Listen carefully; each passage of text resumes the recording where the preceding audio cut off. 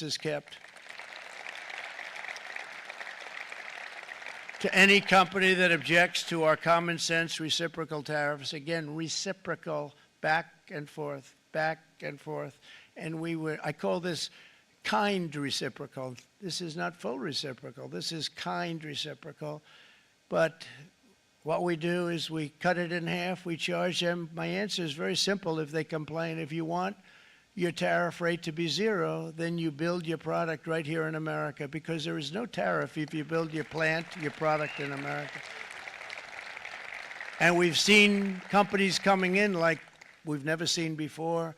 Likewise to all of the foreign presidents, prime ministers, kings, queens, ambassadors, and everyone else who will soon be calling to ask for exemptions from these tariffs, I say, terminate your own tariffs, drop your barriers, don't manipulate your currencies. They manipulate their currencies like nobody can even believe, which is a bad, bad thing and very devastating to us, and start buying tens of billions of dollars of American goods. Tariffs give our country protection against those that would do us economic harm, and many people were looking to do us economic harm. Maybe not so obviously, but they were doing tremendous economic harm. But even more importantly, they will give us growth. These tariffs are going to give us growth like you haven't seen before, and it'll be something very special to watch. I am so looking forward, and Brian, it's going to happen even faster than you said. You know, you might say, but it's already started. It's already started. Work's already begun on plants all around the country, and you see that as before. These are big, rich companies. We have $61 billion started on a big plant going up. It's going to be announced over the next 2 days, and they already started work. Many of these the biggest companies in the world, they've committed to build, build, build. We're going to build, build, build, sir. And they came here to see me, and they wanted to know if they could have a press conference. I do as many as I can. I'm pretty busy trying to stop Russia and Ukraine and the Middle East. We got to stop that. We got to stop the Houthis, which we're making tremendous. They like shooting ships down and out of the water, sinking ships. They get a kick out of it, but they're not getting such a kick out of it now, are they, Mr. Secretary? They're not getting such a kick out of that now. But here are just a short list of some of the companies that have already announced and committed to investment. And this is a company that built its factories and its plants in China. Apple is going to spend $500 billion. They never spent money like that here. They're going to build their plants here. SoftBank, OpenAI, and Oracle, great companies, are investing $500 billion almost immediately. NVIDIA, a hot company, is investing hundreds of billions of dollars. They just announced. TSMC, the biggest, most important company in the world of chips from Taiwan, with no investment from us, is investing $200 billion. And they said the reason was, number one, the election of November 5th, and number two, the tariffs. They don't want to pay the tariffs, and the way they're not paying it is to build their plant here. So we're going to go from almost no percentage. We used to have 100% of the chip market. Now it's all in Taiwan. Almost all of it's in Taiwan, a couple of other countries, but mostly in Taiwan. And think of it, we had 100%. We lost it because of people in that office that didn't do their job. They allowed it to be stolen from us. Johnson & Johnson, great company, $55 billion. Eli Lilly, $27 billion. Meta is investing $500 billion. Wow. DeMac is investing $20 billion. CMA, CGM, $20 billion. And then you have Merck and Clarios, Stellantis, General Motors, GE Aerospace, Honda, Nissan, Hyundai are all putting in billions and billions of dollars, and they're committed 100%. So. And we've never had, and this is after 2.5 months. This is after just a short, this all took place as soon as we came out with what everybody wanted to do. You know, I watched a gentleman today on television, used to work with Lee Iacocca, a very respected automobile person, and he said, you know, because they were asking people, they try and get as many negative people as they can, but they can't find them too much. It's pretty hard to find in terms of what we're doing, especially when they see all this investment. They said, so tell me, what do you think of what Trump is doing from the automobile standpoint. He said, I can't believe it. Somebody is finally, he's an older guy, real pro, really top guy, with Lee Iacocca. He said, I never thought I'd see the day when this would happen, where somebody had the courage to go and do what has to be done. This is transforming our nation. Our entire nation is going to be transformed, not only with the cars, but on every single other item that's built. We're going to become an industrial powerhouse. And he said that so beautifully today. In fact, I'm going to find out, I'm going to get a tape, and Bruce, I'm going to get that tape, and I'm going to send it to you out in Long Island, and you're going to play it for the people. And all your union workers and your non-union workers out there, you got a pretty even split. But we have, so far, it looks like we're going to have about $6 trillion of investments, and you wouldn't do that in years in this country over the last number of years. $6 trillion, and that's going to be much higher by the end of the year. And think of what $6 trillion is. You wouldn't have even a small percentage of that under this other system. We're going to be an entirely different country, and it's going to be fantastic for the workers. It's going to be fantastic for everyone. There will never have been a transformation of a country like the transformation that's already happening in the United States of America. It's an incredible thing to watch, and it's incredible to meet with the top people, people that you read about, very wealthy people, or people that are great managers and executives and presidents of big public companies, and to watch the enthusiasm they have now that they didn't have. They gave up on our country. They went to foreign countries and they built. Companies are pouring into our country at levels never seen before, with jobs and money to follow, and it's really beautiful. In the coming days, there will be complaints from the globalists and the outsourcers and special interests and the fake news. Always, the fake news will always complain. But never forget, every prediction our opponents made about trade for the last 30 years has been proven totally wrong. They were wrong about NAFTA. They were wrong about China. They were wrong about the Trans-Pacific Partnership, which would have been a disaster if I didn't terminate it. If I didn't terminate that, United Auto Workers, you would have had no jobs in this country. You would have had no jobs. It was all going to other countries. In my first term, they said tariffs would crash the economy. Instead, we built the greatest economy in the history of the world. And again, I have great respect for President Xi of China, great respect for China, but they were taking tremendous advantage of us, and I commend them for that. I say, hey, if you can get away with it, that's okay. But, you know, they understand exactly what's happening, and they probably, most of them are saying it's about time they did something, but, and they're going to fight, and they're going to fight fair. Everyone's going to fight. You know, it's like, I say to the leaders, look, you got to take care of your country, but we have to start taking care of our country now. We can't do what we've been doing for the last 50 years. From the day of my election, the stock market went up in my first term 88%, with NASDAQ going up 155%, more than any president has ever had in any term in office, by far. And I think we're going to blow that away. And maybe the numbers won't show, but I think they're going to show much better than even those numbers. But what you're going to see is you're going to see activity, that empty, dead sites, factories that are falling down.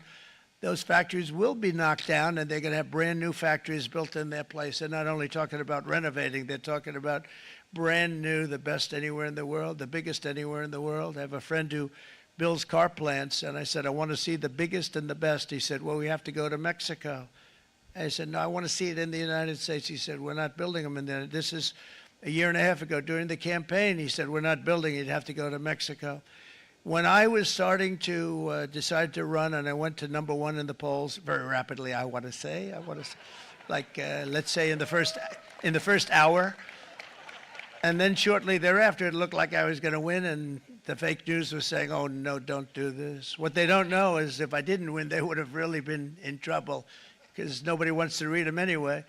But I tell you what, when it looked like I was going to win, I announced that I was going to be doing exactly what we're talking about today. Great consistency, actually, because I've been talking about it for 40 years, but because I saw what was happening 40 years ago. If you look at my old speeches when I was young, very handsome, my old speeches, and that people would say, I'd be on a television show, I'd be talking about how we were being ripped off by these countries. I mean, nothing changes very much. The only thing that changed were the countries, but nothing really changes. But it's why it's such an honor. It's such an honor to be finally able to do this.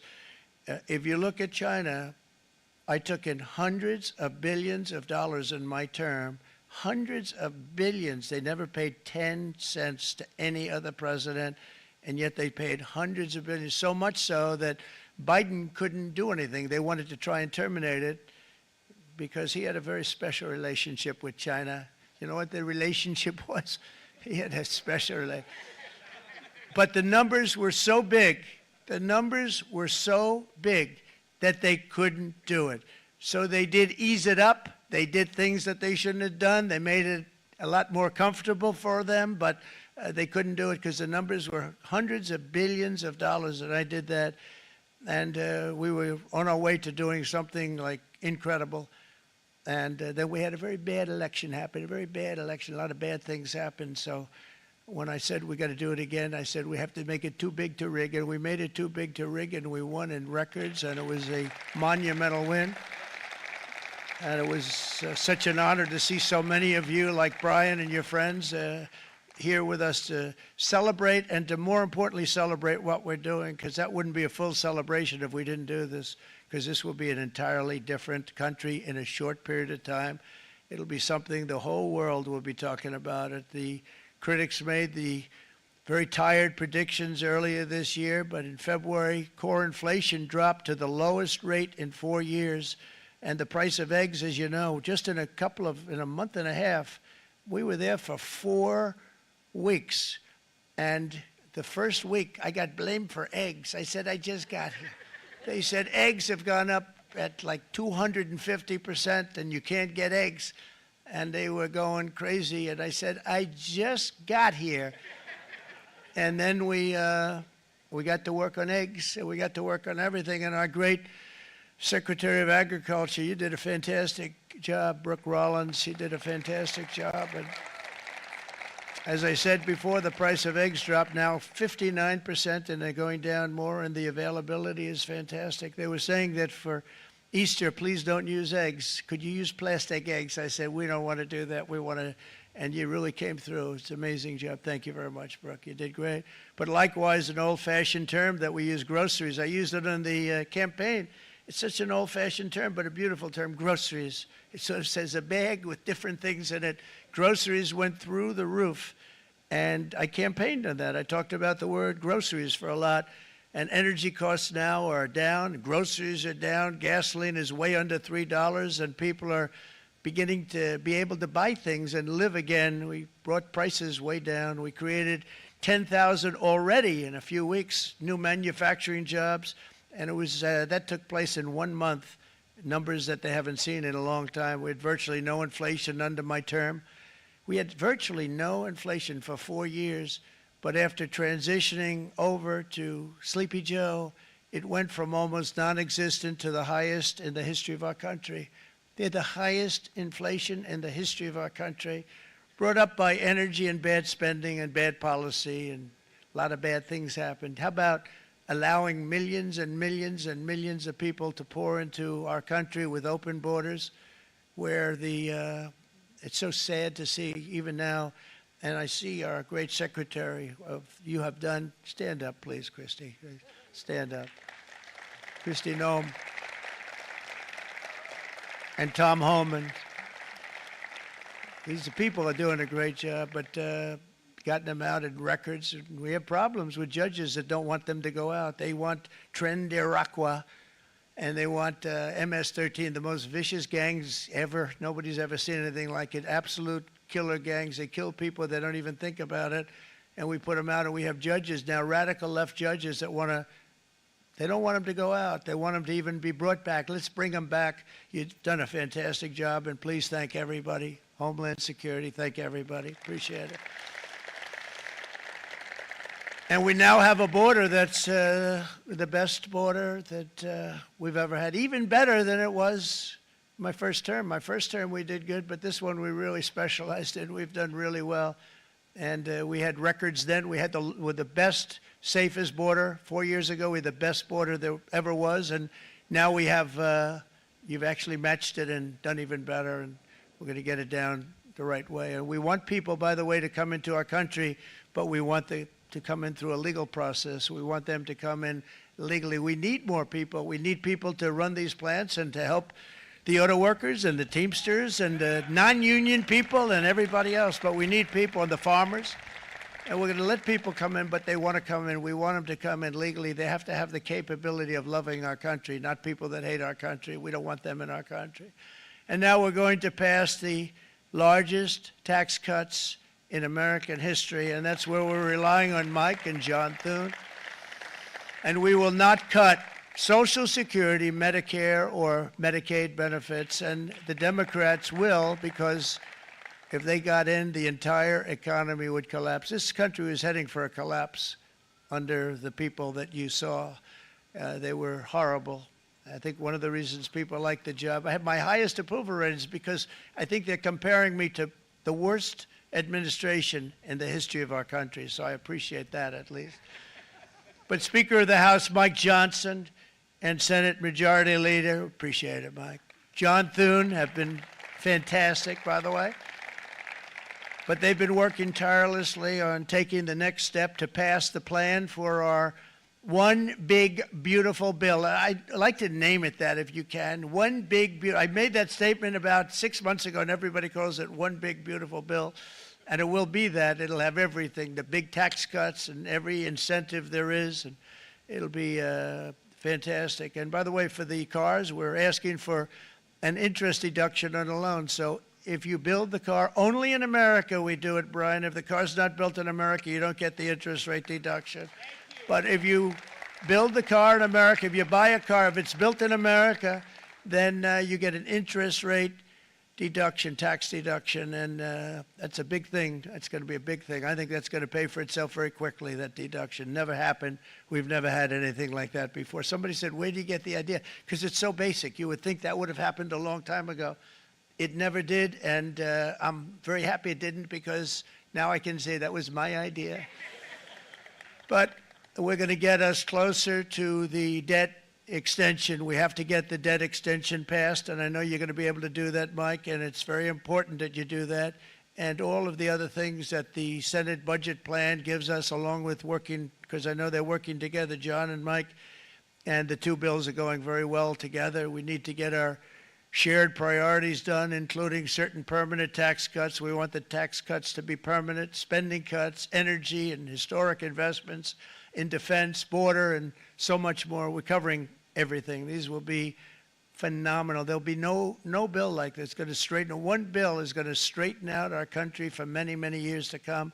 And we said, let's just do it and let's get it done. And some guys will love it and some guys will like it a little bit less because they're not getting what they were exactly looking for, but they're getting a lot. They'll never, if we get this done, it'll be the most incredible bill ever passed in the history of our Congress and Senate and congressmen, the senators and the congressmen, many of whom are here today, will be very proud of themselves. I really believe that. It's going to set us on a whole new prosperous path. We're going to cut spending and right-size the budget back to where it should be. We're going to do that very strongly. Thank you, Rick. Thank you. John, thank you. Oh, look at all of our senators over there. Oh, boy, that's a nice group of people. But I won't like them so much if they don't get this bill done.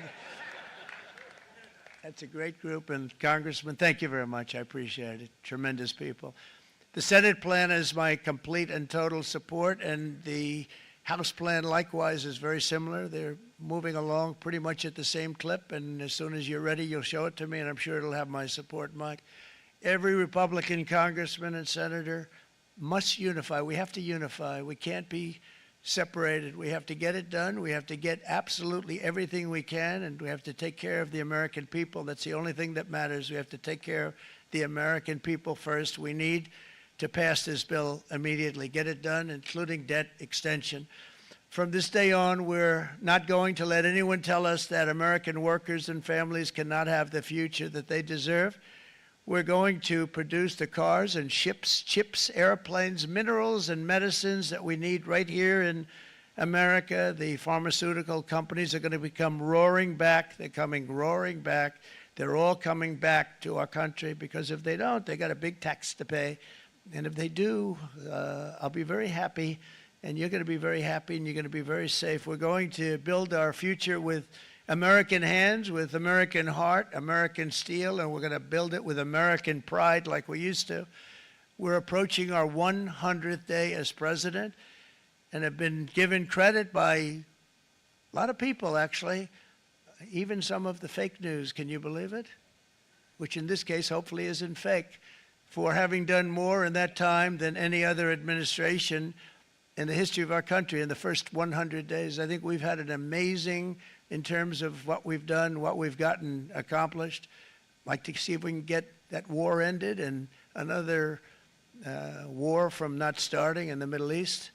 We have to get Russia. They're losing 2,000 on average, 2,500 people a day, young people, soldiers, Russian, think of that, 2,500 through some days, but on average, probably over about a 1 week period, it's 2,712, they say. They're losing those soldiers. They're dying. They're being decimated. And they're not from our country, but they're from other countries, but they're human beings. They're from Russia. They're from Ukraine in this period, most of them. And we're going to get it stopped. It's a senseless war that would have never happened if I was president, and it shouldn't be allowed to go on.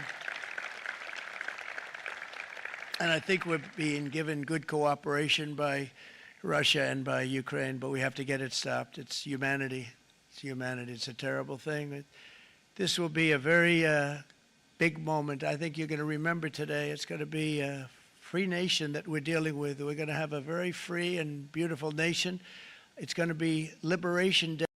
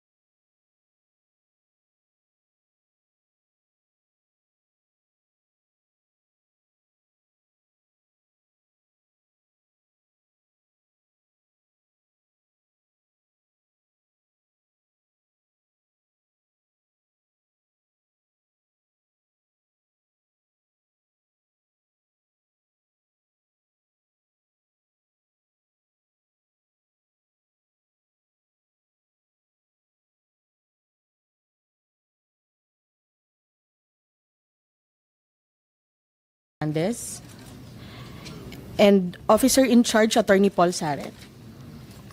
From the Department of the Interior and Local Government, we have Secretary Juanito Victor C. Remulla. I'm sorry, may I interrupt? The DFA has not sent any legal representative. Our Office of Treaty and Legal Affairs, ma'am. Yes, Attorney Paul Saret. Saret, yes. You can speak on their behalf. Thank you. So from the Department of Interior and Local Government, Secretary Juanito Victor C. Remulla. From the Office of the Deputy Executive Secretary for Finance and Administration, Office of the President, we have Deputy Executive Secretary Amante A. Liberato. From the Securities and Exchange Commission, we have Attorney Ferdino Logi S. Santiago. Okay. From the Civil Aviation Authority of the Philippines, we have Lieutenant General Raul L. Del Rosario, AFP, retired. And from the Academe, Attorney Alexis F. Medina.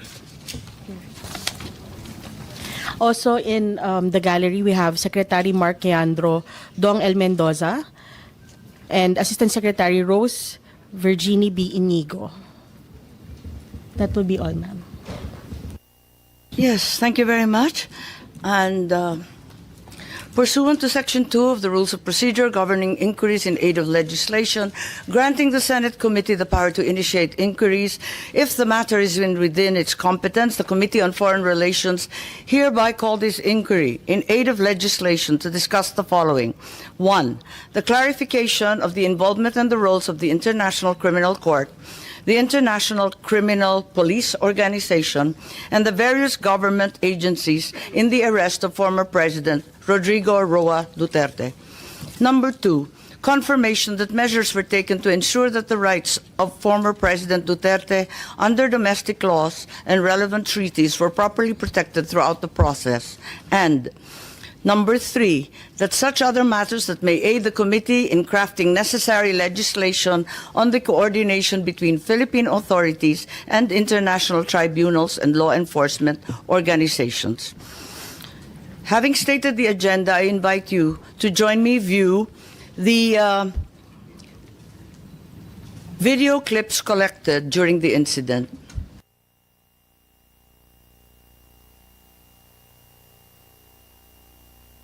Good morning, Raul po. Ano pong, sir, anong, give me yung plano lang, plano. Ano sir, salubungin lang namin sir.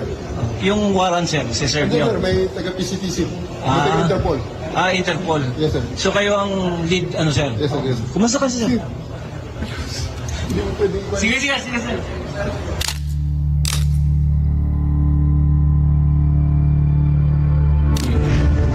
Warrant of arrest.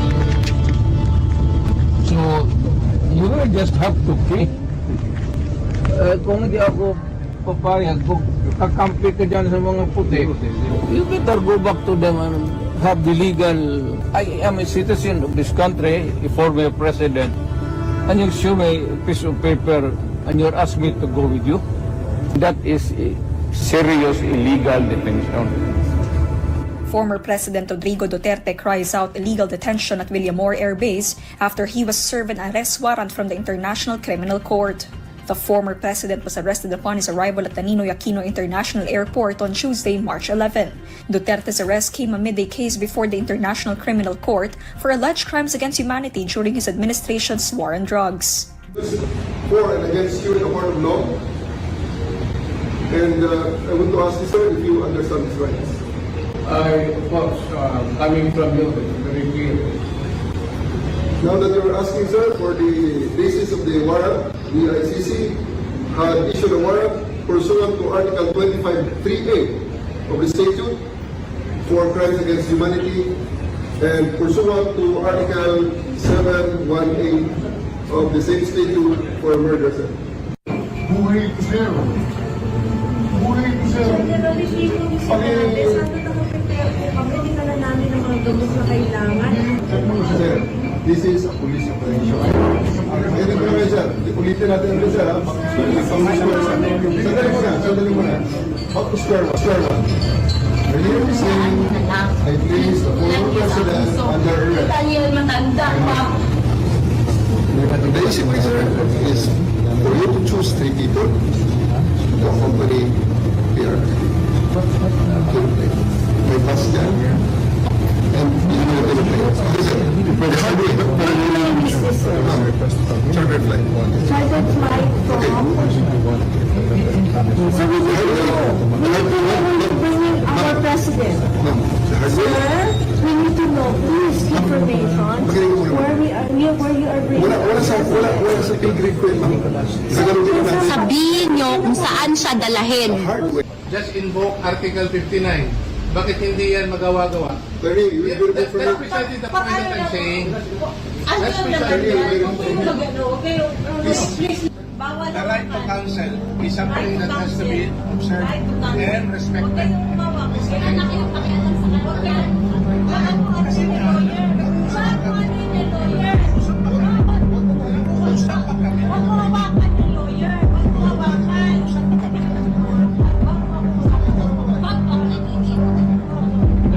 Kayong mga tanungin ko kayo, anong kasalanan ko? Matanungan.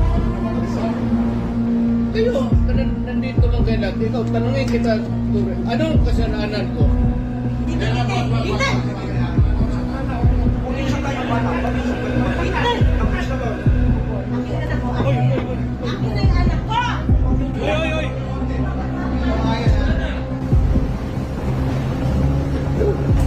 Hihilain ko yan.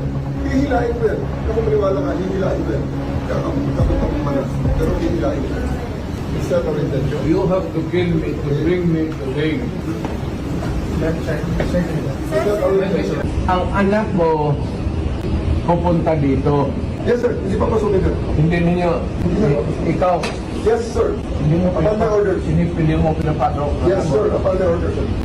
Ang sabi ko, ang abogado ko, ang anak ko na babae, They can visit you at your detention center, sir. Hindi nila ako pinapapasok dito sa airbase. Nakiusap ako kung pwedeng makausap ko personal si former President Rodrigo Duterte para mabigyan ko siya ng instructions and then makabigay din siya ng instructions sa si General Marbil daw ang in charge ng buong Villamor Military Airbase. Saan ka ba naman nakahanap ng military airbase na Chief PNP ang in charge at siya ang nagsasabi kung sino ang pwedeng pumasok at hindi pumasok. But you are the second highest official dito sa ating bansa. Pero parang pamumulitin ka ba ito sa tingin niyo? Alright, oo. Very much pamumulitika ito. Kahit ang ibang bansa nagsalita na.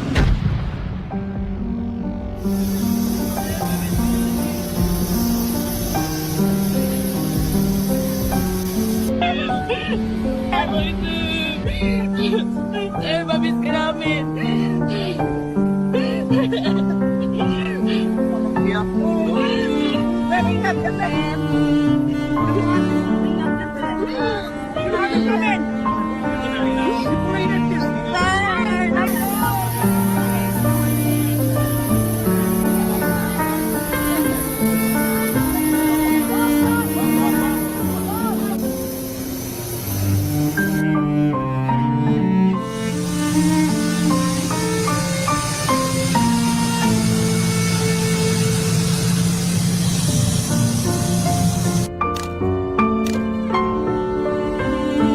Ikaw ho ba nagplano ng lahat ng ito? Hindi naman. It was a group effort. Secretary Chidoro was there, Secretary Anyong was there too, and the President and I.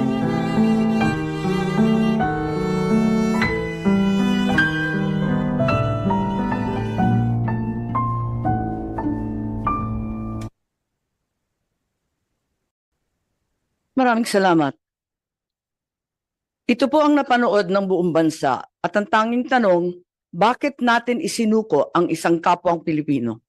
Kung ang iyong kapatid ay inuusig, ipapasa mo ba sa kamay ng iba? Kung ang iyong ama o di kaya ang iyong lolo pa, matanda na at may sakit, kinakaladkad palabas ng inyong tahanan, manunood ka ba na parang wala lang? Ganito ang nangyari ngayon. Isinuko natin si Rodrigo Roa Duterte sa dayuhan na para bang wala siyang sariling bayan, na para bang hindi na natin kayang humusga sa sarili nating tahanan. Here we are watching as a fellow Filipino, a leader, a father, a grandfather, a man who served this country is taken not by his own people, but by outsiders who claim the right to judge him. Sabi nila, batas ang dapat manaig. Tama. But whose law? Ours or theirs? Since when did the Philippines become a province of The Hague? Kung kaya nilo itong gawin sa isang dating pangulo, sino na lang ang susunod? If they can march into our house and take one of our own, what stops them from doing it again and again? To you, to me, to any of us. What protection can we guarantee our OFWs eking out a living overseas? This is bigger than Duterte. This is about our dignity as Filipinos. Ngayon pa lang ito nangyari sa buong kasaysayan ng Pilipinas. Pero paano kung mauulit? Paano kung sa susunod, ibang Pilipino naman ang kinaladkad papalabas? The Senate will seek answers, and if there is indeed wrongdoing, we will make certain to put up safeguards so this never happens again. We are not here to fight, least of all, to fight each other. We are here to find the truth, because a country that does not demand answers will always be at the mercy of those who dictate the questions. Ang hustisyang ipinapataw ng dayuhan ay hindi hustisya. Ito ay pang-aalipin. Ito ay pagkontrol. At mga kababayan ko, hindi tayo alipin. Tayo ay Pilipino. At kung Pilipino ka, hindi mo kailanman isusuko ang iyong kapwang Pilipino. Hindi mo isusuko ang iyong pagiging Pilipino. We call on Senator Bongo, who also has a preliminary statement.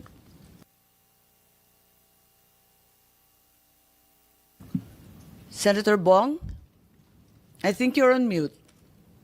There we go. Good day, Madam Chair, distinguished colleagues, to the resource persons present in this hearing. Ang pangunahing tanong ko po sa hearing na ito, paano at bakit tayo umabot sa ganitong sitwasyon? Meron naman tayong umiiral na hustisya sa bansa, meron naman tayong sariling mga batas at korte. Bakit pinayagan po ng gobyerno na nakipin po ang isang Pilipino sa sarili nating bayan? Sabi nga ng mga nakakarami, too late the hero. Kaya kung anuman ang lumabas sa hearing na ito, si dating Pangulong Duterte ay ngayon nasa The Hague na po, Netherlands na po. Ano bang pwede pang magawa? I respect the initiative of this committee to hold the Senate inquiry. Bagamat nirerespeto natin ang pagdinig na ito, sinasabi ko rin po ang aking mga hinanakit na parang too late na po. Walang problema sa akin mag-hearing kahit araw-araw po. Pero tanong, may babalik niyo pa ba si Tatay Digong? Yan ang tinatawag ko na too late the hero na po. Useless lahat ng hearing na ito kung hindi na po may babalik si Tatay Digong. Kung kaya, pakiusap ko lang, kung kaya niyo po siyang dalahin doon in less than 1 day, sa loob po ng 13 na oras, dapat kaya niyo rin po siyang ibalik dito sa lalong madaling panahon. Dahil nangungulila po ang Pilipino at hindi kayang tanggapin ang nangyari sa kanya. Bilang isang mambabatas, nandun ako sa NAIA nung lumapag ang eroplanong sinasakyan ni dating Pangulong Duterte. Hindi po ako pinayagang makapasok. Kasama ko po ang kanyang mga doktor dahil may scheduled medical check-up po siya sa March 12. You may check the records po. Importante, masiguro ang kanyang kalusugan dahil 80 years old na po ang dating Pangulo. Pero mukhang hindi ito naisaalang-alang po ng otoridad dahil hindi siya pinayagan na mapunta sa ospital. Hindi nadala ang kanyang mga medisina. Alam niyo po, ako ang nagpapadala ng medisina niya sa bahay niya. Linggo-linggo po yan. Dahil yan po ang pinangako ko sa kanya noon bagamat hindi na po siya nakikialam sa akin sa politika, pero sa kanyang medical ay yan ang pinangako ko sa kanya na hindi ko siya pababayaan habang buhay. 27 po ang kanyang gamot. Sana po'y maibigay rin ang kinakailangang gamot at medical attention sa kanya habang nasa ibang bansa. Dahil karapatan naman po ito ng bawat tao. Constitutional right po natin yan. Sanay po siya na merong nurse, sanay po siya na may doktor na nag-aasikaso sa kanya. Naikwento nga sa akin ni Atty. Mejaldea na noong unang bumisita siya sa detention cell, ay nakapaa siya dahil hindi po na naipasok ang kanyang mga gamit. Alam nyo, hirap na nga siya magmedyas. Hindi na niya kayang magmedyas mag-isa. At ngayon, it took Atty. Mejaldea several days bago maipasok yung mga kagamitan na kailangan ni Tatay Digong. Mahirap talagang kanyang sitwasyon ngayon na nakadetain. Sa unang pagharap ni dating Pangulong Duterte sa ICC, napansin natin iba po ang kanyang pananalita. Marahil ito ang estado ng kanyang kalusugan. Sa totoo lang po, several times na po naobserbahan ko yan noon. Yung kanyang pananalita, ganun yan. Pag hindi po naibibigay sa kanya yung saktong medisina na dapat niyang inumin. Marami na pong karamdaman si Tatay Digong. Sino ba namang 80 years old na walang gamot na iniinom at walang karamdaman? Yun po ang aking kinakatakot sa ngayon, ang kanyang kalusugan at ang kanyang kaligtasan. Kaya hindi ko po maintindihan bakit hindi pinayagan ng mga pulis ang doktor na makita siya. Okay na po ako, hindi niyo po ako pinapasok. Ilang beses po akong nakiusap. Pwede ba akong pumasok, sumunod? Pinababa nga ako sa sasakyan eh. Hindi po ako pinapasok doon sa Villamor Air Base. Pero nakiusap po ako na unahin na lang po yung doktor niya at yung ambulansya. Lahat naman may constitutional right to seek medical attention when needed. Lahat ng Pilipino, dating presidente man o normal na mamamayan, lahat ay may karapatan na masiguro ang kalusugan at kaligtasan. Nakakalungkot na isang bagay na ating ipinaglaban para sa Pilipino, hindi maibibigay po sa dating Pangulo na minamahal ng marami. Ganyan ba po ang dapat na trato sa taong minahal ang bayan at minahal din ng taong bayan? Madam Chair, mataas po ang aking respeto sa kapulisan. Lalo na po sa mga babae, mataas po ang aking respeto sa kanila. Noong nakaraang administrasyon, nanumbalik ang respeto ng ating mga kababayan sa kapulisan. Taas noo po ang ating kapulisan, ang ating mga sundalo. As its highest ang respeto sa PNP. Inuna namin ang pagtaas ng sahod ng uniform personnel dahil alam namin kung ano ang sakripisyo ninyo para sa bayan. Ako mismo bilang SAP noon, ako po nangulit noon na may sakatuparan po ito dahil minahal namin ang kapulisan. Ngunit nakakalungkot, Madam Chair, na noong nandun ako sa NAIA, nakikita niyo naman po sa video, nagtanong lang po ako sa PNP spokesperson kung saan kami dapat pumunta. Dahil sabi ni Chief PNP Marbil sa 250 po. Nilapitan ko po ang inyong spokesperson at hindi po ako sinagot, tinakbuhan po ako. Sana naman bilang spokesperson, konting sagot lamang po. Konting respeto, sumusunod naman po kami sa batas. Hindi naman siguro dapat ipagkait sa atin ang respeto at higit sa lahat ang katotohanan. Sa totoo lamang po, ilang beses na po nagsinungaling si now Brigadier General Jean Pardo. Sana po, ma'am, bilang spokesperson, totoo lang po ang sabihin mo, alang-alang sa bayan. Your duty is to be loyal to our flag and to our country. Minahal namin kayo ni dating Pangulong Duterte. Sana, konting respeto lamang po. Kung nagawa nyo yan sa akin, magsinungaling, mas nagagawa nyo po yan sa ibang tao. Respeto lamang sana. Gaya ng pagrespeto at pagmamahal namin sa uniform personnel. Pangalawang beses na po ito na hindi ka sumagot ng totoo. Sa interview mo, sinabi mo nagpupunas lang ng pawis ang ilang pulis na nakuna ng video na umiiyak habang inaaresto si Pangulong Duterte. Mapigilan mo bang umiyak? Nasasaktan po yan.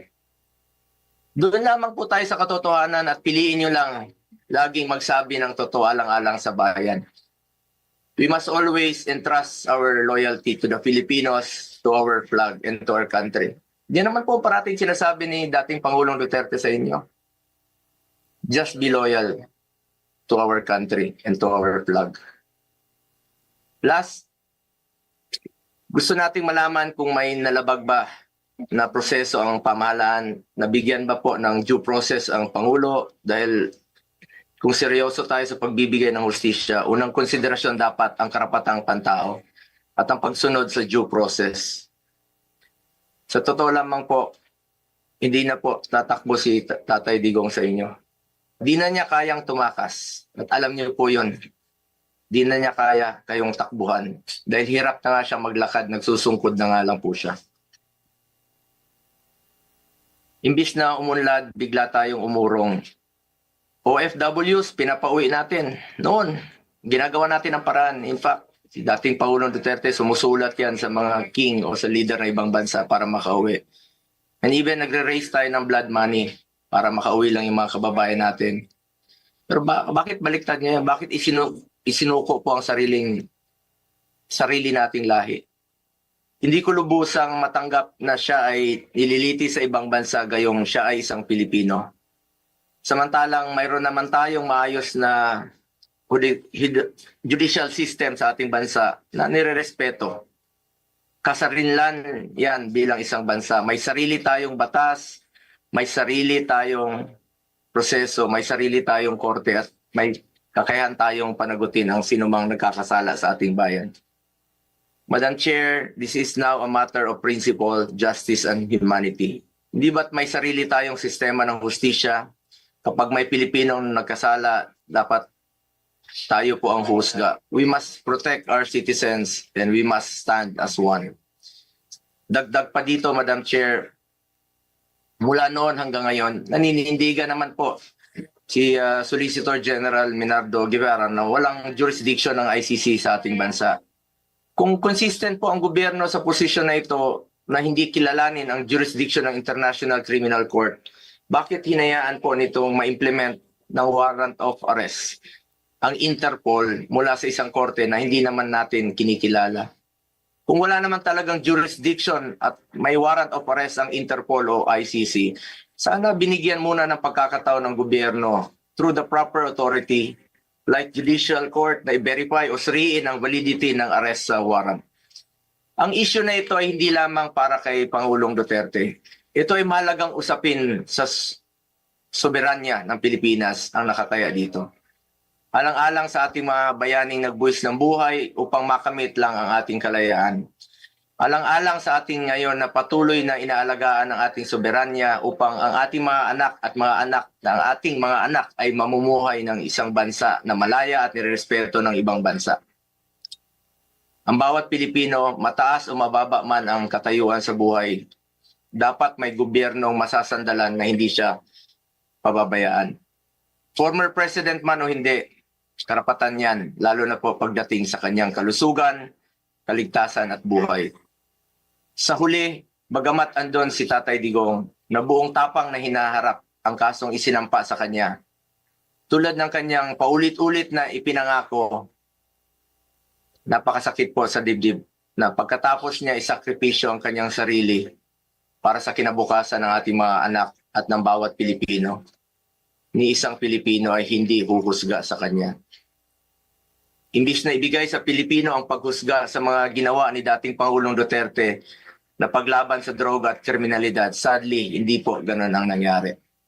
Sabi ko nga, para sa akin, Pilipino po ang dapat humusga sa totoong sitwasyon sa bansa. Kung mas nakakalakad na po ba ang ating mga anak noong panahon niya, hindi po nasasaktan, hindi nababastos. Kayo po ang humusga. Pilipino po ang dapat humusga. Minahal tayo ni Tatay Digong. Ginawa niya po ang lahat para sa bayan. Tanda na po siya. Ayaw na nga niyang tumakbong presidente. Pero ginawa niya po ito dahil yan po ang kanyang sinumpaang tungkulin para sa mga kababayan natin Pilipino.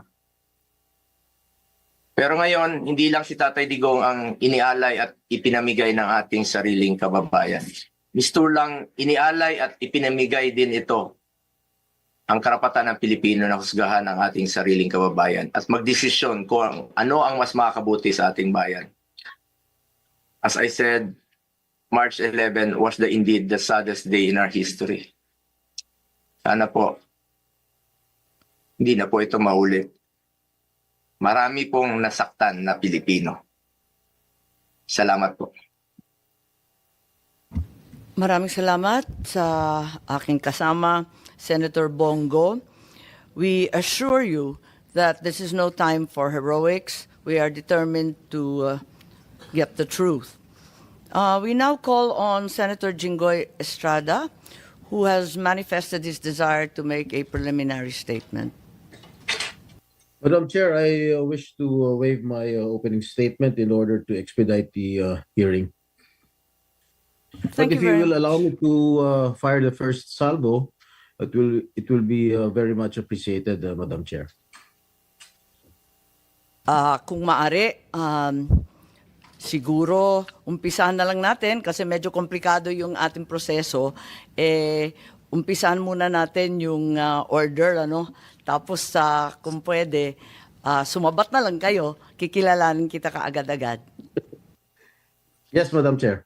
Maraming salamat. Okay, at this juncture, I call on the committee secretary to administer the oath to our resource persons. Kindly stand and raise your right hand and repeat after me. Okay. I state your name. Do solemnly swear to tell the truth, the whole truth, and nothing but the truth in this proceeding. Thank you. You may now sit.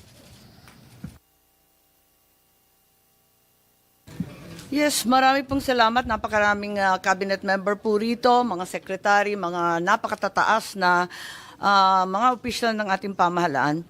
Can we say that as secretaries and high government officials, you are the alter egos of the President, particularly those in the cabinet? Tama po ba yun? That is correct. Thank you. And as you are all in the executive branch, can we say you are bound by the words and statements of the President? Yes, Madam President, as we are bound to by executive privilege for the President. Thank you. May I recall a clip derived from 18 February 2023. President Ferdinand R. Marcos Jr. said the following, and the clip is here.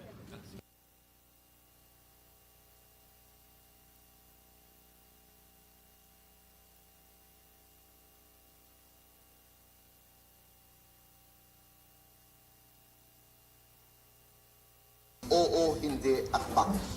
Papayagan ko sila dito, pero magturista lang sila. I'm sorry, this seems to be an earlier statement, 2022. Pagkaunawa ko sa ICC, the ICC is there pagka walang judiciary na nag-ooperate sa isang bansa. Dahil nagkagera, dahil nasira lahat, the economy has collapsed, etc., for whatever reason. Diyan papasok ang ICC. We have a functioning judiciary. And that's why I do not see the need for a foreigner to come and do the job for us, to do the job for our judicial system. Our judicial system is perfectly capable of doing that. And it also raises a great many questions about jurisdiction and sovereignty. What is their jurisdiction to come here into the Philippines and conduct an investigation? Is that not a violation of our rights as a sovereign nation in the community of nations? Those questions need to be answered before they can be allowed to do any investigation. Senator Bongbong, maraming salamat. Oh my, that went very quickly. Maraming Salamat. Thank you for your time. God bless you. No. You have misread it. We do not cooperate with the ICC. That is the position of this government. Pero pag ni-red notice po ng Interpol, we will be obliged to participate. As Secretary Remulla explained before, we have obligations to Interpol, and we have to live up to those obligations. And therefore, the next step, Okay, let me say this for the 100th time. I do not recognize the jurisdiction of ICC in the Philippines. I consider it as a threat to our sovereignty. Therefore, the Philippine government will not lift a finger to help any investigation that the ICC conducts. However, as ordinary people, they can come and visit the Philippines. Pero hindi kami tutulong sa kanila. In fact, binabantayan namin sila, making sure that hindi sila that they do not come into contact with any agency of government. And if they are contacting agencies of government, na sasabihin yung whatever, policeman, local government, sabihin nyo, wag nyo sasagutin. Yun ang sagot natin, that we do not recognize your jurisdiction, therefore we will not assist in any way, shape, or form any of the investigations that the ICC is doing here in the Philippines. Okay. Thank you, sir. That's it? All right.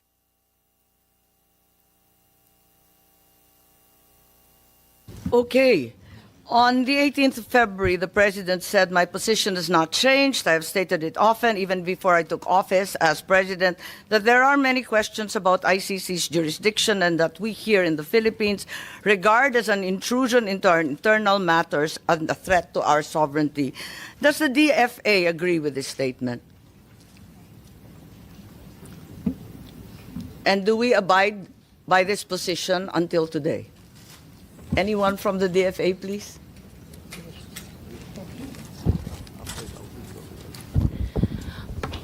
Madam Chair, good morning. Yes, you recognize USEC. Yes, thank you. Well, as I speak right now, the Philippines is not a member of the ICC, and the DFA defers to the Department of Justice as the implementing agency when it comes to cooperation on ICC matters. Madam Chair. Yes, so to the best of your knowledge and in the consideration of the DFA, we are not a member of the ICC. Yes, Your Honor. Thank you. And the DOJ, having been referred to, may I call on Secretary Remulla, please, to clarify this issue. We are not members of the ICC, ma'am. So whatever relationship we have with the ICC is on an arm's length basis if we have to talk to them. But we have never spoken to them. I'm we sorry, have never Secretary, spoken to them. I didn't hear you. Whatever relationship we have It's on an arm's length basis, meaning very transparent if ever. But we have never spoken to them. arm's length. Yes, ma'am. So you have had contact even at No, ma'am. arm's length? We do not have any contact. What we're saying is we are very transparent about what we do, and we have never had any contact with the ICC. So you uphold the statement of the President saying that the ICC has no jurisdiction here in the Philippines. Is that correct? Ma'am, jurisdiction of the ICC is throughout the world. We belong to a community of nations Regardless that of is those tied who are together by a legal system called international humanitarian law. It is something adopted by more than 150 countries in the world. International humanitarian law, which became a law in 2009 or 2010. And that law, that domestic law, is what we adhere to in this case. Are you referring to RA 9851? Yes, ma'am. Because you indicated the date of 2009, is that correct? Yes, ma'am. Thank you. So therefore, we are not members of the ICC. We are not members of the ICC since President Duterte withdrew our membership in 2018, effective 2019. Okay. That being the position of the DILG, I assume that Secretary Remulla in the DILG also maintains the same. Yes, ma'am. I defer to the wisdom of the Department of Justice. And the PNP, General Marbil, please. Yes, Madam Chair. Thank you. If that is therefore an unqualified yes, and you are in agreement with the President that the ICC has no jurisdiction whatsoever, what was the DOJ referring to as the ICC's jurisdiction in the Philippines being different from us being a member? What is the distinction, please? Ma'am, the ICC tries people for individual crimes, not states. So the Philippines, as a state, cannot be called upon by the ICC to do something for them. But when the ICC is running after individuals who are Filipino citizens, then that obligation becomes another kind of obligation.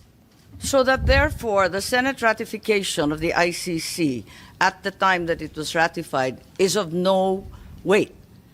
Regardless, you will fall under the jurisdiction of the ICC. Under Well, for the so-called individuals- international. Yes, madam. humanitarian- that is your belief, DOJ. Yes, madam. When there are individuals being asked by the ICC to explain, it is another matter. As a state is different from an individual. We all know that we have to. I think that is the not the individuals question. being charged by the ICC will have to face the ICC. I'm perplexed. The DFA made it very clear that as we withdrew, we are no longer a state party to the treaty. And now you're saying that we can nevertheless fall under the ICC, under the generic rubric of international humanitarian law. So it doesn't matter whether you sign or do not sign, whether Yes, you ma'am. ratify It or doesn't do not matter, ma'am. ratify. It doesn't makes no matter. difference. No, that doesn't make any difference anymore. Are you certain? I'm certain. Okay, Attorney Saret, please, from DFA. Is that the position of the DFA? Madam Chair, I concur with my USEC, the current acting SFA, that as far as we are concerned, we're no longer members of the ICC, ma'am. And as non-members, can we possibly fall under the jurisdiction of the ICC under the rubric of international humanitarian law? Is that correct? Yes, ma'am, I think, because we, under the... What's the use of signing or ratifying a treaty if it bears no weight? Yes, I defer, ma'am, to Secretary Remulla. May I? This one, ma'am. I think it's your purview, your DFA. Yes, ma'am. But yes, ma'am, technically we are no longer a member of the ICC, but we might be obligated under residual jurisdiction as what the Supreme Court in one case already mentioned, that we still have residual jurisdiction. Thank you, Madam Chair. Yes, Madam Chair, if I may.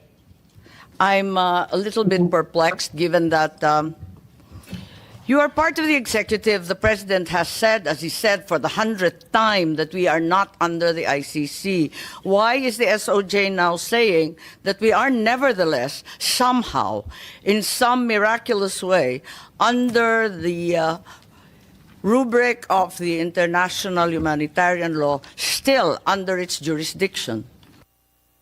Your Honor, it is not the Philippines that is under the jurisdiction.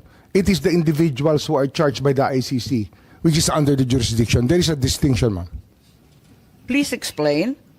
As non-members of the ICC, and as a state, the ICC has no jurisdiction over us as a country. But over the individuals who may have committed crimes that violate international humanitarian law, that is a universal value being held by the whole world today, that people cannot cross borders and hide behind boundaries so that they can run away from the law. International humanitarian law is something adopted. The principles are adopted by more than 150 countries throughout the world, Your Honor. Are you of the position, therefore, that international humanitarian law, as you said, is customary law? Is that the consideration? It is already customary law now. As we speak, it has become customary law throughout the world. Are you aware that procedural and admin matters do not form part of customary law? Surely, the Secretary is well aware that procedural and administrative matters will still have to comply with the laws of the land. Of course, Madam, this goes without saying.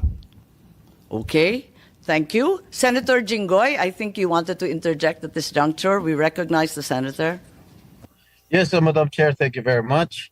The DFA, the DOJ, the DILG, and the PNP has already admitted that we are not members of the Philippines is not a member of the ICC. Therefore, why did we surrender a Filipino citizen before the ICC? Anyone can answer, Madam Chair. We surrendered an individual to the ICC who was a subject of a warrant of arrest. That's what we did. I did not hear you again. Mr. Senator, we surrendered an individual to the ICC. We did not surrender as a country, but he was surrendered due to a warrant of arrest issued by the ICC through the Interpol.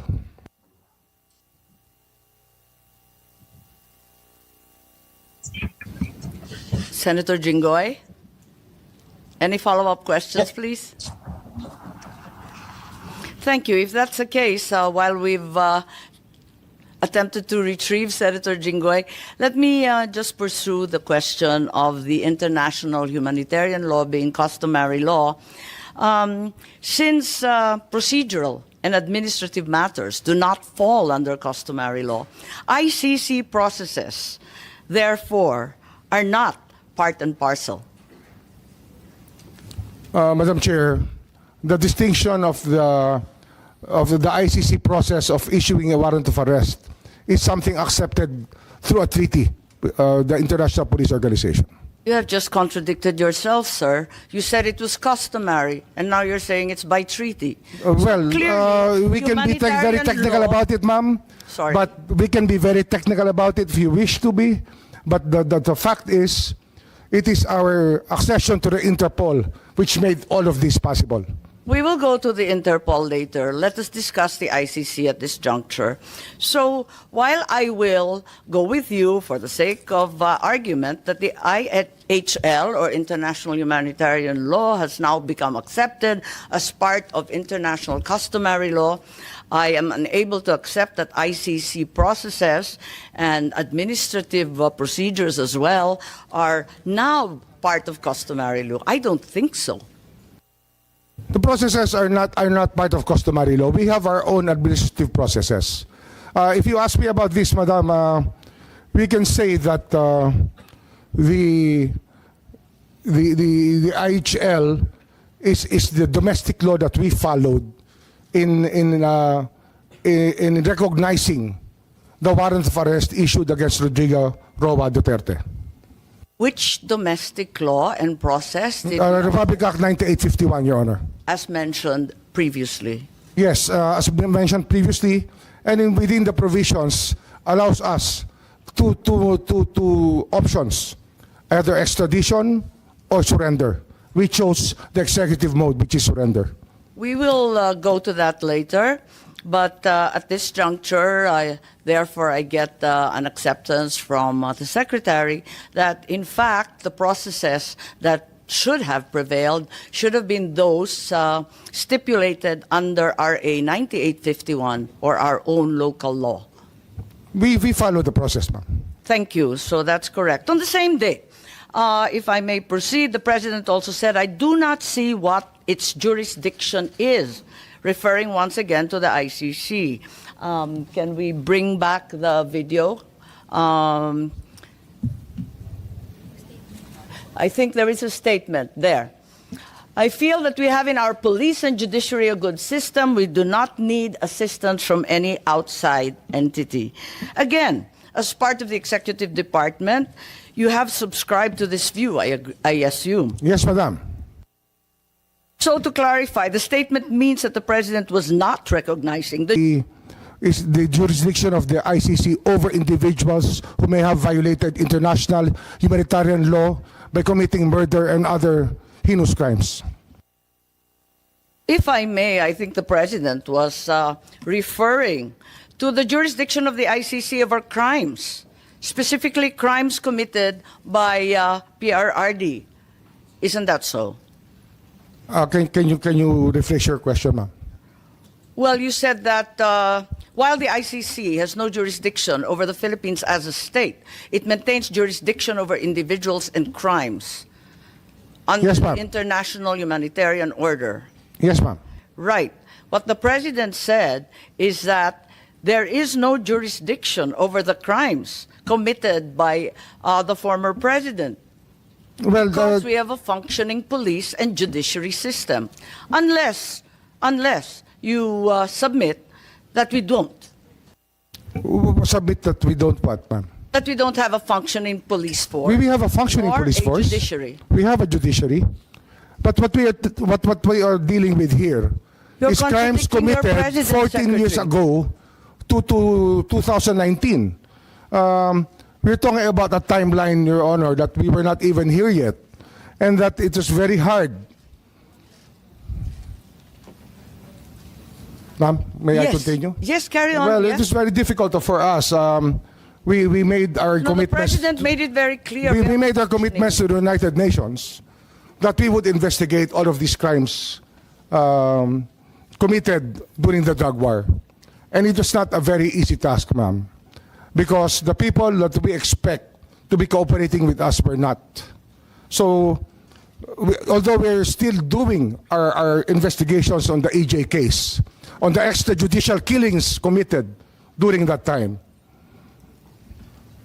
Yes, I'm not reviewing the drug war. This is a Foreign Relations Committee hearing. Yes, ma'am. But in this statement, the president clearly means jurisdiction over individuals. It's very, very clear. There's no area for quibbling. And if you say there's jurisdiction over individuals, I don't believe that you are in agreement with your president. As a matter of fact, the ICC does not try countries, after all. They do try our individuals, views however. evolved during times, at times. And I don't So you know do admit if he that still you- has the same view up to today, because we are talking about a clip which was done 1.5 years ago. Our minds can change, ma'am. We cannot just stay in one rut and say that this is the absolute, because our minds may change, and we are allowed that by the law of man and the law of God. Yes, of course. Of course, we all change our minds, and Mr. Secretary. So you are saying that the president changed his mind? Well, When did he I change cannot his speak for him, madam. I cannot speak for him. Your conclusions are really your own, and I cannot adopt your conclusions here. They're not my conclusions. It's a bold statement, which really. Well, your does not- statements of belief are your own, ma'am. I cannot adapt to your statements of belief, but I will respect them. The statement of the president is very, very clear cut. I would like to show also a letter in December of 2023. Do we have it on hand? Can you enlarge it so that it's much clearer?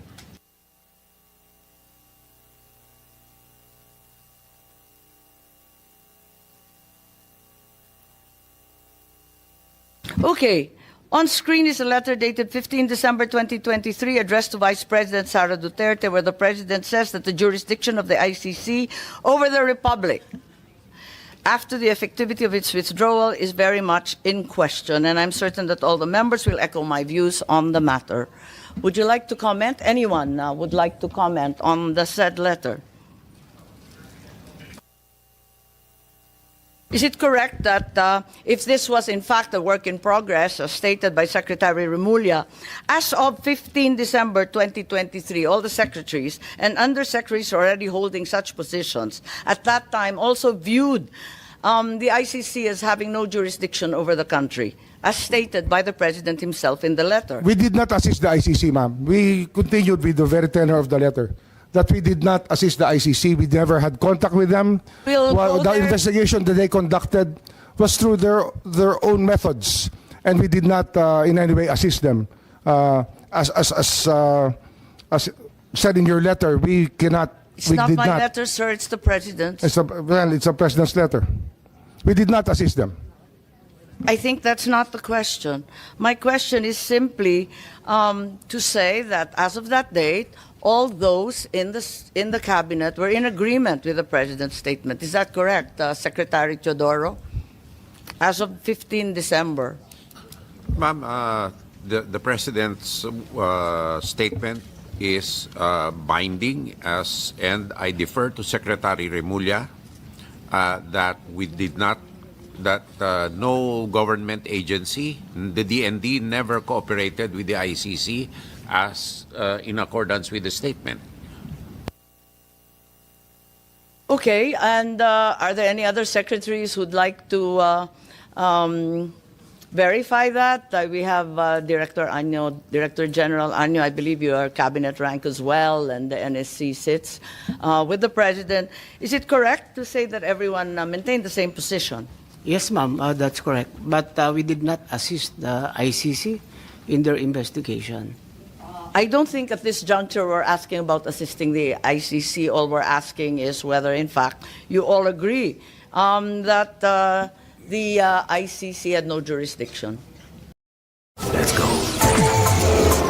The one, the only. Happy Fizz. Feel the fizz.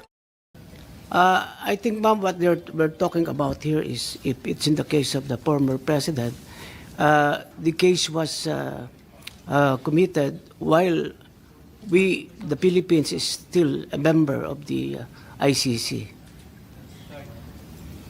Okay. I don't know, is there anyone of cabinet rank as well? I'm certain that the DFA will probably hold the same position, that you were all in agreement with effectively your boss as his alter ego, that the ICC had no jurisdiction, as stated in the letter quite clearly. Yes, Your Honor.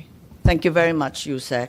Okay, and then in January of 2024, the President then said, let me say this for the 100th time. I think we've seen that clip before. Can we bring it back?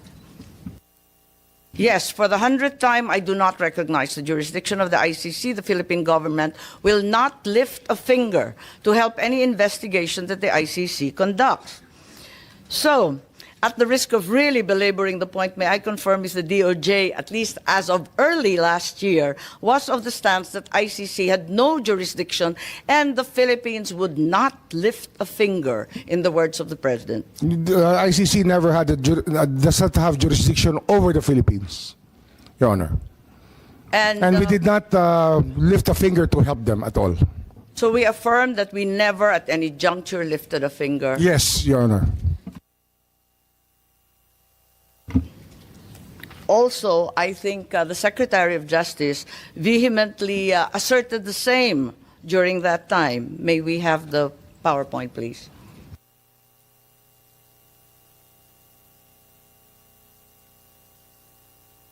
Are these your words, Secretary? Yes. Those are my words. Right. And there is no jurisdiction, and we have an inherent right to determine our own legal framework and address internal matters. Yes, Your Honor. So also there is an assertion that our justice system is robust and functional. Your words, sir. Yes, Your Honor. However, 10 days later, after Secretary Remulla gave the above statement, on 20 February, there seems to be a slight yet significant change in the tone of the President's rhetoric when he said, I am not certain if we have the PowerPoint. Do we have a slide with the President?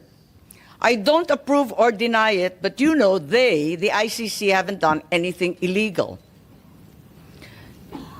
We will do something about it. We are an open country. Maybe clarified as to what the President meant, given that there seems to be a determined change in attitude, that in fact we are an open country. And until they being ICC, do something illegal, wala siyang gagawin para hintuin sila. Parang naiba ang usapin. I will have to ask what question was asked of the President before I make any response, because I do not know what context the President said those words. I think it's not unclear. Hanggang may gawin sila na illegal.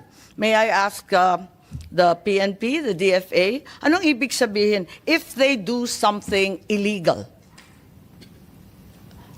Na nanghimasok sila, na may ginawa sila sa Pilipinas. Maybe I can answer that better, ma'am. An example would be to take an oath of somebody within the Philippine legal system. They are not allowed to do that. Okay, so until such time as they do something illegal, like requiring an oath of someone being entirely unauthorized as foreigners, is that your meaning? Yes, ma'am. Okay. Does this mean that the Philippine government was allowing the ICC to enter and investigate, provided they did not amount to any illegal action? Nobody ever identified themselves as the ICC when they entered our country, if ever they entered our country. So we did not allow them, if that is the only meaning of your question, we did not allow them as we did not know any entry of any ICC person in the country. The president's statement seems to suggest otherwise. We are an open country. So Yes, ma'am, but we could not- that there in fact were others coming through.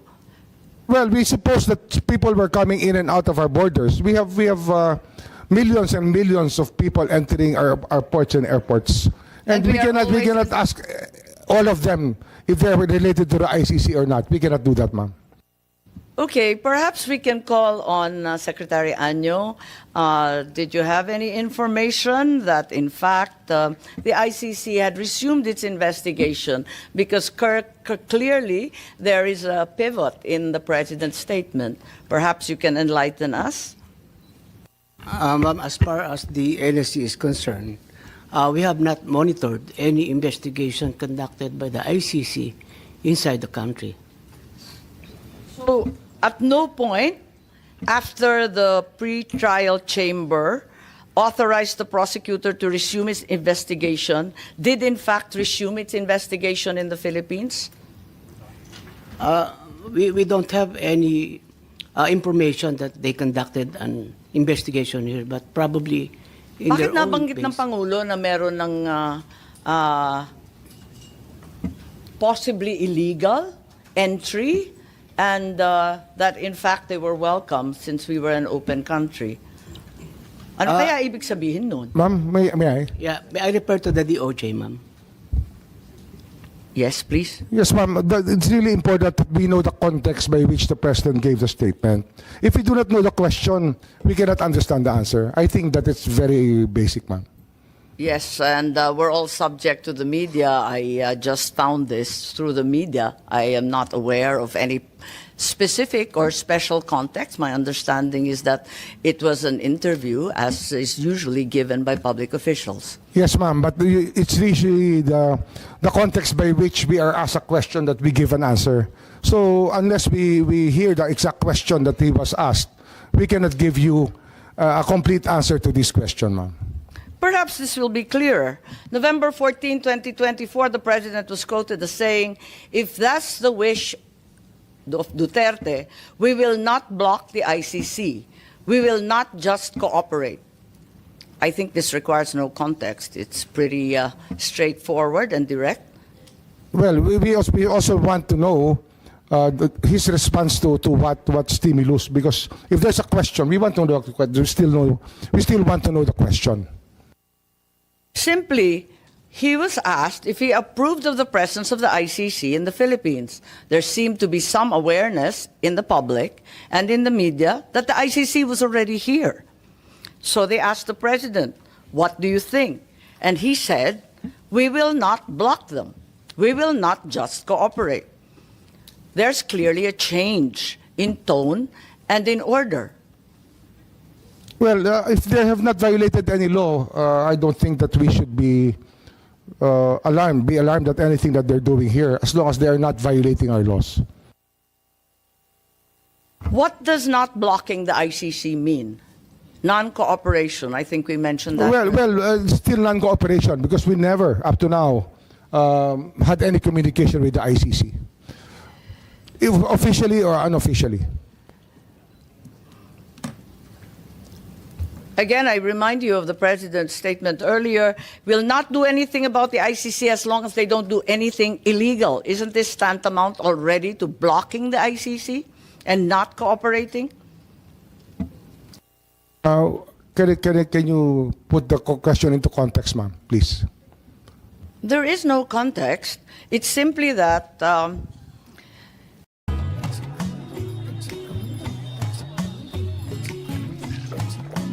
उड़ चला मन उड़ चला ठंडे ठंडे झोंके पे तपती गली छोड़ के उड़ चला lemon lemon limca. previously the President said that the government will not do anything about the ICC, like you commented on, unless they do something illegal in the Philippines. Is this not tantamount to blocking the ICC? Well, blocking the ICC, we never knew that they were here. We cannot do something that we do not even know or identify the people who are supposed to be blocked. So I don't see the logic, ma'am. No, it's a simple question, straightforward. As of November 14 last year, ang sinabi ng Pangulo, no blocking, pero no cooperation din. Tama? Marahil, yun siguro ho, mas maganda hong Tagalogin natin, hindi tayo tutulong sa kanila. Hindi tayo tutulong. Hindi tayo hahadlang, ngunit hindi tayo tutulong. Yung paghadlang kasi, wala. Ng anuman investigasyon, pwera lang kapag illegal na ang ginagawa. Pero Ganun nga ho yun. hindi rin tayo tutulong. Ganun ho ang batas natin eh. Nanguhuli lang po tayo pag may ginawa ho mali. May ginawa ho paglabag sa batas. Ang maliwanag dito, nag-umpisa na ang investigasyon. As of November nung nakaraan. Hindi ko po masasabi yun. Kasi wala po akong contact, wala po akong alam na ganung hong usapin nung panahon na yun. So ang ibig sabihin, hindi pa nag-uumpisa ang investigasyon, nagsasalita lang ang presidente ng kusa. Depende nga ho sa tanong. Ang problema ho, sa dating salita. Ang problema ho, kung hindi natin alam ang tanong, paano natin malalaman kung paano ba niya sinagot yung tanong sa ganung paraan? Kaya kung pwede ho, ilagay niyo natin sa ilagay po natin sa talata yung tanong na tinanong kay Pangulo para malaman natin kung ano ang kanyang sinasabi. Kasi hindi ho eh. Ang ganitong salita po ay response po sa isang tanong. Kaya dapat yung tanong po sana iharap niyo po sa atin para buo ang pag-uusap. Tsaka sino po ang nagtanong? Anong pagkakataon yun tinanong? Ang media ang nagtanong at ang simpleng tanong, aprobado mo ba ang presensya ng ICC in the Philippines? I think the identity of the media is irrelevant. The question is, does he approve of the ICC in the Philippines? Ang sabi niya, simple lang naman, ay kapag walang illegal, talaga naman sasalubungin natin sa ating bansa pagkat tayo ay bukas at malaya. Yun nga ho, tama ho yun. Yun ang sinabi niya. Talaga hong hanggang wala hong ginagawang illegal ang tao, ay pababayaan natin silang manatili sa tahimik. Tama. Ngayon, ang ibig sabihin nito, nag-umpisa na ang ICC investigation. Maybe we ask Secretary Anyo, please. Bilang NSC, baka mas alam ninyo kung kailan nag-umpisa yung parating nila, yung pabalik-balik po nila. Madam Chair, wala po kaming impormasyon. Hindi po kami aware na nagkaroon ng investigation dito ang ICC ng mga panahon na yan. As of November noong nakaraang taon, wala pang ICC investigation anuman na nalalaman po ninyo? Wala po kaming nalalamang investigation. At wala po kaming namomonitor na pumuntang ICC investigators. So ganun din ang ating Deputy DG Erico, si DG Guloy, baka may maidagdag kayo. Dahil ang pagkaintindi namin, pag narinig mo, nabasa mo, simpleng pagkaintindi, sinabi na ni Presidente hindi namin pagbabawalan. Ano kaya yun na pagbabawalan? Kung hindi pa nag-umpisa, bakit sinasabi niya hindi ko pagbabawalan hanggang hindi illegal? Nakakapagtaka. Ganon din po, Madam Chair. Wala rin po kaming informasyon at saka na-monitor na meron po ICC during that period, Madam Chair. So ang Pangulong mag-isa ang nagsabi na hahayaan niya, pwera lang kapag illegal na ang gawain. Siya lang mag-isa ang nagsabi nun, ngunit kayo, wala naman kayong impormasyon na naibigay sa kanya tungkol doon. Opo, Madam Chair. Wala po kaming impormasyon na ibigay kay Presidente po, Madam Chair. Thank you. As we speak today, what is the stance of the executive? Does the ICC have jurisdiction over the crimes committed? April 2nd, 2025 will forever be remembered as the day American industry was reborn, the day America's destiny was reclaimed, and the day that we began to make America wealthy again. Going to make it wealthy, good and wealthy.